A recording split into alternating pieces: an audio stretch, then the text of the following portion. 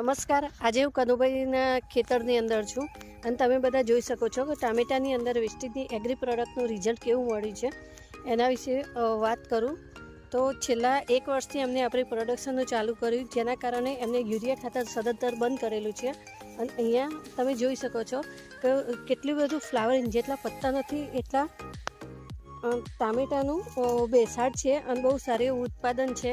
કનુ કાકાના કહેવા પ્રમાણે ખેડૂત મિત્રો, મારું નામ કનુભાઈ પ્રેમજીભાઈ પટેલ, વતની નવાનગર, તાલુકા હિંમતનગર.